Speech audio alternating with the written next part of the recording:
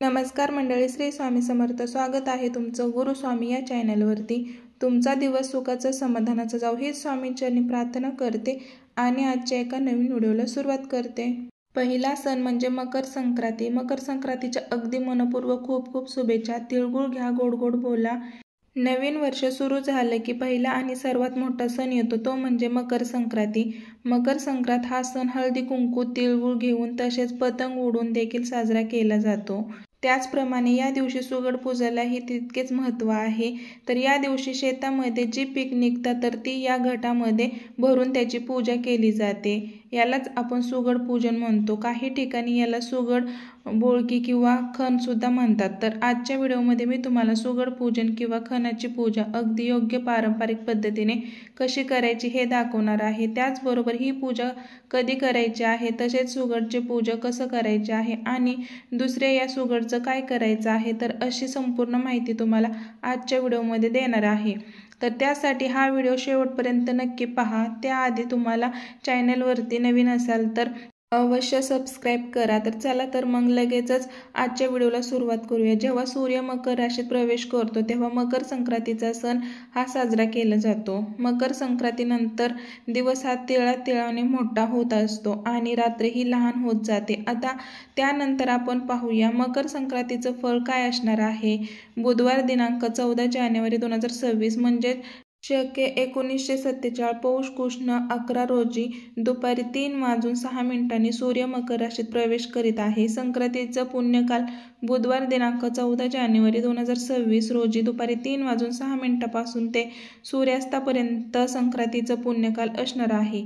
मकर संक्रांत हा सण 3 दिवसाचा असतो. पहिल्या दिवशी भोगी असते, दुसऱ्या दिवशी संक्रांत आणि तिसऱ्या दिवशी किंक्रात असते.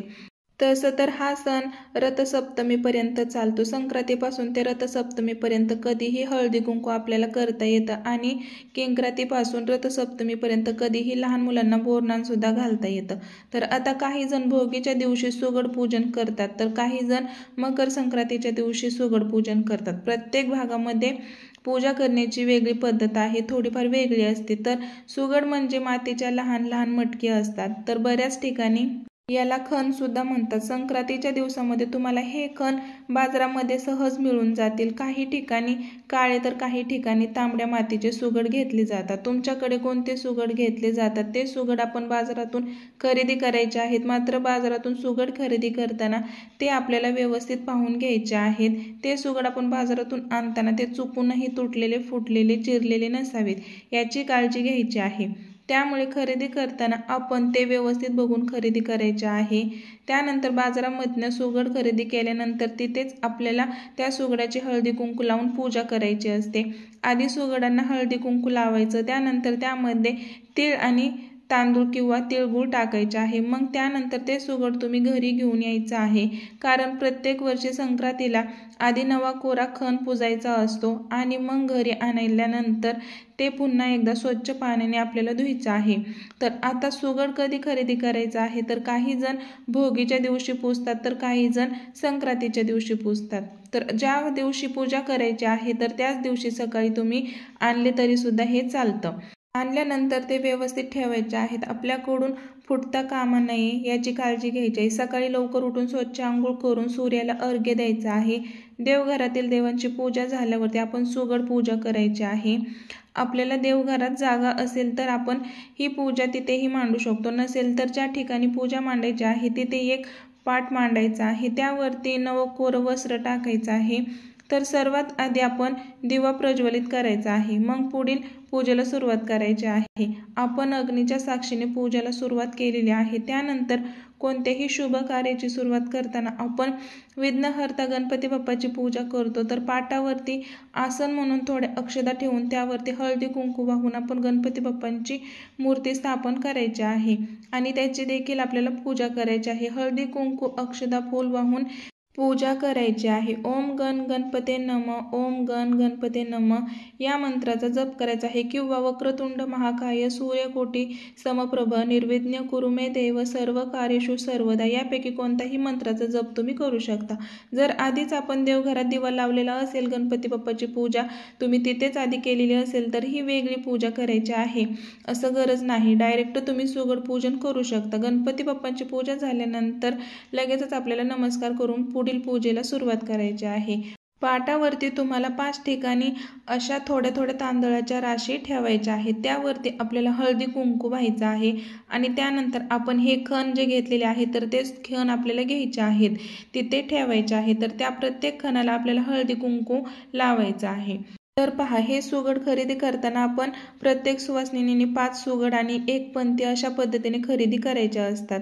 जर तुमच्या घरात 2 सुवासिनी असतील तर तुम्ही 10 सुगड आणि 2 पंत्या अशा पद्धतीने खरेदी करायच्या आहेत। काही जण 7 सुगड पण घेतात, 1 देवाचं आणि 1 तुळशीचं असं म्हणून, आणि काही जण या 5 पैकी एकच तुळशीपाशी ठेवत असतं, तर 1 देवाजवळ ठेवतात। जशी तुमच्याकडे पद्धत आहे त्यानुसार तुम्ही हे सुगड खरेदी करायचे आहेत।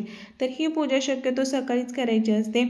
आपल्या देवघरातील पूजा झाली की लगेचच ही पूजा आपल्याला करायची असते। अगदी 5 मिनिटे लागत असतात या पूजेला। तर तुम्ही त्याला हळदी कुंकू लावून घ्यायचं। त्यानंतर आपण ज्या तांदळाच्या राशी केलेल्या होत्या तर त्या प्रत्येक राशीवरती आपल्याला असा एक खण ठेवायचा आहे। बऱ्याच ठिकाणी खणाच्या किंवा सुगडाच्या भोवती लाल पिवळा दोरा हा किंवा हळदी कुंकू लावलेला दोरा गुंडाळतात। तर आमच्या भागामध्ये तर असा दोरा गुंडाळला जात नाही, त्यामुळे तुमच्याकडे जशी पद्धत असेल तसं तुम्ही नक्की करा। त्यानंतर संक्रांतीच्या दिवसामध्ये तिळगुळाला जास्त महत्त्व असतं। तर सर्वात आधी आपण या खणांमध्ये थोडे थोडे तीळ टाकायचे आहेत, त्यानंतर थोडे थोडे तांदूळ टाकायचे आहेत, तर काही जण गहू पण टाकतात आणि नंतर मग त्याचे आपण तिळगुळ किंवा याला हलवा सुद्धा म्हणतात। तर तो हलवाच आपल्याला या दिवसांमध्ये सहज मिळून जातो। तर हलवा टाकायचा आहे। त्यानंतर बाकी सर्व भाज्या या सुगडामध्ये आपल्याला भरून घ्यायच्या आहेत। तर पहा, या दिवसामध्ये जे पीक पिकतं तर त्या सर्व भाज्या यामध्ये घातल्या जातात। तर आता या ठिकाणी जेवढ्या भाज्या आपल्याला भेटतील तेवढ्या भाज्या घ्यायच्या आहेत आणि त्यामध्ये टाकायच्या आहेत। तर घेवडा, ऊस, हरभरा, ओले, वाटाणे, घारे, गाजर, बोरे अशा शेंगा आपल्याला घ्यायच्या आहेत। भुईमुगाच्या शेंगा किंवा हुरडा, तसेच ज्वारीचे कोवळं, कणस, जेवढं वाण किंवा भाज्या भेटतील तर त्या आपल्याला सर्व घेऊन यायच्या आहेत। तर काही ठिकाणी काही जण यामध्ये गव्हाच्या ओब्या, पावटा, वांग, तिळाचे लाडू, पेरू याचे तुकडे करून सुद्धा या साहित्यामध्ये मिक्स करत असतात। तर पहा, संक्रांतीच्या दिवसामध्ये तुम्हाला हे सर्व साहित्य सहज मिळून जातं। तुम्ही हे सर्व आता हल्ली बाजारामध्ये सुद्धा तुम्हाला हे सर्व साहित्य विकत मिळते। म्हणजेच हे वाण तुम्हाला तयार करून तुम्ही शहरी भागात गेलात तर डायरेक्ट हे वाण तुम्हाला विकत तुकडे करून पावशेरमध्ये, अर्धा किलोमध्ये तुम्ही हे असं वाण घेऊ शकता। तर आता एक एक करून हे सर्व साहित्य सगळ्या सुगडांमध्ये भरून घ्यायचं आहे। तर याऐवजी सोप्या आणि पारंपरिक पद्धतीने सांगायचं झालं तर या सर्व भाज्या छोटे छोटे तुकडे करायचे आहेत आणि हे सर्व मिक्स करायचे आहे। मग त्या सुगडामध्ये आपल्याला भरायचे आहेत। सोपं जातं, कारण सुगड सुद्धा एकदम असं गच्च गच्च भरले जाते। छोटे छोटे तुकडे केले तर सर्व सुगडामध्ये सहज भरता येतं। गावाकडे संक्रांत अगदी छान पद्धतीने साजरी केली जाते, कारण आपल्याला हवं असेल ते सर्व साहित्य गावाकडे मिळतं। तसेही मकर संक्रांतीचा सण महिलांसाठी खास विशेष असतो, कारण प्रत्येक स्त्रिया आपापल्या घरी एकमेकींना हळदी कुंकासाठी बोलवतात, वाण देतात, तिळगुळ देतात, मंदिरामध्ये एकमेकांना ओवाळायला जातात। तर अशी ही संक्रांत महिलांसाठी खूप खास असते। तर इथे एक एक करून आपल्याला सर्व सुगडाशे भरून घ्यायचे आहेत। त्यानंतर आपल्याला 1 पंती घ्यायची आहे, त्यामध्ये थोडेसे तीळ आणि तांदूळ मिक्स करून त्यामध्ये थोडंसं कुंकू टाकून ती पंती आहे तर ती मधल्या सुगडावरती आपल्याला ठेवायची आहे। आणि असे सर्व सुगड आणि पंती भरून झाल्यानंतर आपल्याला या सुगडांची पूजा करून घ्यायची आहे। प्रत्येक खणाला, पंतीला आपण हळदी कुंकू लावायचं आहे, स्वतःला देखील हळदी कुंकू लावून घ्यायचं आहे। त्यानंतर आपण जे काही वाण भरलं होतं तर ते या दिवशी त्याची पूजा केली जाते, आपल्याला करायची असते। तर आता अशा प्रकारे सर्व खणांना हळदी कुंकू लावून घ्यायचं आहे। त्यानंतर तुम्हाला आता अक्षता वाहून फुले व्हायची आहे। शेवटी आपल्याला धूप दीप ओवाळून घ्यायचा आहे। त्यानंतर मग नैवेद्य दाखवायचा आहे। तर या दिवशी बरेच जण तिळगुळाच्या पोळ्या किंवा पुरणाच्या पोळ्या करतात, त्याचबरोबर नैवेद्य देखील आपल्याला इथे दाखवायचा आहे। तुमच्याकडे जे काही कोणत्या पद्धतीचे पदार्थ बनवले जातात तर ते नैवेद्य तुम्ही दाखवायचं आहे। संक्रांतीच्या दिवशी आपल्याला जवळपास मंदिरात शक्यतो विठ्ठल रुक्मिणीच्या किंवा राम सीतेच्या मंदिरात स्त्रिया एकमेकांना वंसायला जातात आणि बरेच जण तिथे हळदी कुंकवाचा कार्यक्रम करतात। आपली सर्व पूजा झाल्यानंतर शेवटी मनोभावे नमस्कार करायचा आहे। आपल्या परिवारासाठी सुख शांती मागायची आहे, पतीसाठी दीर्घायुष्य मागायचं आहे। आपण जे वाण सुगडामध्ये भरलं होतं, म्हणजे सर्व भाज्या तर सुगडामध्ये भरलं होते, ते थोडं थोडं शिल्लक राहिलेलं असतं, तर ते वाण तसंच ठेवायचं आहे आणि आलेल्या सुवासिनींना आपल्याला ते त्यांच्या ओटीमध्ये हे घालायचं असतं। आता बघा, हे सर्व पूजा झाल्यानंतर आपल्याला हे सर्व सुगड एका कोऱ्या कपड्याने झाकून ठेवायचे असतात, म्हणजेच आपलं वाण उघडं पडून द्यायचं नसतं, झाकून ठेवायचं असतं। असंच यामागचं काही कारण आहे। काही ठिकाणी अशी झाकून ठेवण्याची पद्धत आहे, तुमच्याकडे नसेल तर नाही ठेवलं तरीही चालेल, किंवा मग तुमच्याकडे सुगड झाकून ठेवत असतील तर मग तुम्ही झाकून सुद्धा ठेवू शकता। तर आमच्याकडे भोगीच्या दिवशी आम्ही सुगड पूजन करतो, दिवसभर सुगड झाकून ठेवतो आणि मग संक्रांतीच्या दिवशी येतील आपल्याला एक एक सुगड उचलायचा आहे आणि पदराने उचलायचा आहे दोन्ही हाताने, आणि मग तुळशीमध्ये एक सुगड ठेवायचा आहे। तुम्ही तुळशी मातेसाठी वेगळा सुगड खरेदी केला असेल तर तो तुम्ही तुळशी वृंदावनामध्ये एक सुगड ठेवायचा आहे। त्यानंतर एक सुगड आपल्या देवघरातील देवाजवळ किंवा आपल्या कुलस्वामिनीजवळ ठेवायचा आहे आणि वंसायला जाताना जे ताट बरोबर नेता तर त्या ताटामध्ये 2 सुगड आणि 1 पंती ठेवली जाते। तर त्या पंतीमध्ये जे तीळ तांदूळ असतात त्याचे आपण स्त्रियांना वंसायचं असतं आणि ताटामध्ये जे 2 सुगड ठेवलेले असतात तर ते रुमालाने झाकून ठेवायचे आहेत, तेही उघडे पडू द्यायचे नाहीत, म्हणजेच आपलं वाण उघडं पडू द्यायचं नाही, असं त्यामागे काहीचं कारण आहे। तर आमच्याकडे असे सुगड झाकून ठेवतात। काही जण ज्या मंदिरात वंसायला जातात, विठ्ठल रुक्मिणीच्या वगैरे मंदिरात जातात, तर त्या ठिकाणी सुगडदान सुद्धा करतात, म्हणजेच तिथे सुगड ठेवले जातात। तसेच तुमच्याकडे पद्धत असेल तर तसंही तुम्ही करू शकता, किंवा काही जण आपल्या घरी आलेल्या ज्या सुवासिनी स्त्रिया आहेत त्यांच्या ओटीमध्ये सुद्धा हे सुगड घालतात। तर आमच्याकडे सुवासिनीच्या ओटीमध्ये सुगड न घालता आपण जे वाण बनवलेले आहे तर ते वाण जे आपण आहे तर ते सुगडामध्ये भरलेले आहेत, तर ते वाण आपण ओटीमध्ये घालायचे असतात आणि तेच वाण वंसायला सुद्धा घेऊन जात असतात। तर ज्या मंदिरामध्ये वंसायला जातो तर हे वाण त्या मंदिरामध्ये त्या देवीला वाहिलंच जातं, कारण आमच्याकडे हे 5 सुगड आहेत तर ते 5 सुगड छोटे छोटे सुगड घेतले जातात, किंवा मग एक सुगड मोठा घेतला जातो आणि बाकीचे 4 छोटे छोटे घेतले जातात। संक्रांतीच्या दिवशी आपण मंदिरामध्ये वंसायला जाण्यापूर्वी सर्वात आधी आपल्या देवाऱ्यातील देवांना वंसायचं आहे, त्यानंतर विठ्ठल रुक्मिणीला, त्यानंतर आपल्या घरातील तुळशी मातेला वंसायचं आहे आणि त्यानंतर मग आपल्याला मंदिरामध्ये वंसायला जायचं आहे, त्या मंदिरामध्ये देवीला वंसायचं आहे आणि त्यानंतर स्त्रियांना एकमेकांना वंसायचं असतं। आपल्यापेक्षा मोठ्यांना नमस्कार करायचा आणि सुगडामधलं वाण असेल तर उरलेलं वाण असेल तर ते आपल्या घरी आलेल्यानंतर हळदी कुंकासाठी ज्या बायका येणार असतात तर त्यांच्या ओटीमध्ये घालायचं असतं।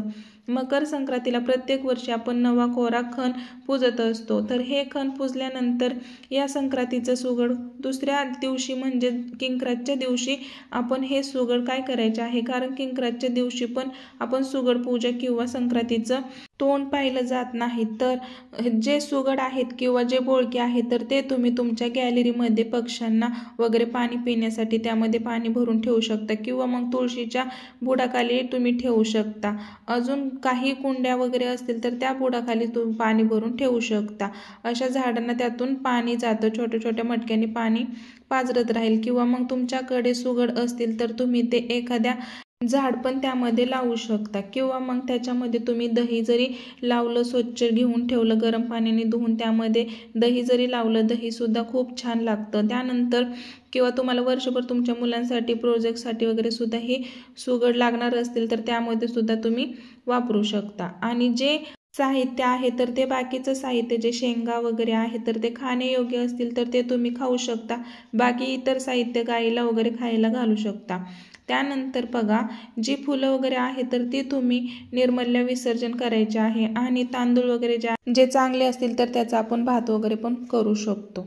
पहा, व्हिडिओमध्ये मी आधी पण सांगितलं होतं की कुठल्या टायमिंगमध्ये आपल्याला सुगड पूजा करायची आहे। पुन्हा एकदा सांगते, 2026 मध्ये मकर संक्रांतीची सुगड पूजेसाठी सर्वात शुभ वेळ पुण्यकाळ दुपारी 3:13 ते संध्याकाळी 6:18 कालावधी 3 तास ते 5 मिनिटे असणार आहे।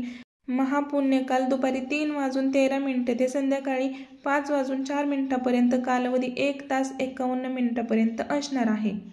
अशा प्रकारे आपल्याला व्हिडिओमध्ये मी तुम्हाला सांगितलेलं आहे की सुगड पूजन कसं करायचं आहे, खणाची पूजा कशी करायची आहे. अगदी सोप्या पद्धतीने ही पूजा मी तुम्हाला सांगितलेली आहे. व्हिडिओ आवडला असेल तर व्हिडिओला एक लाईक करा, कमेंट करा आणि व्हिडिओ जास्तीत जास्त लोकांना शेअर करा. तर तुमच्या फॅमिली नातेवाईकांमध्ये सर्वांना हा व्हिडिओ पाठवा, मित्रमैत्रिणींना व्हिडिओ पाठवा.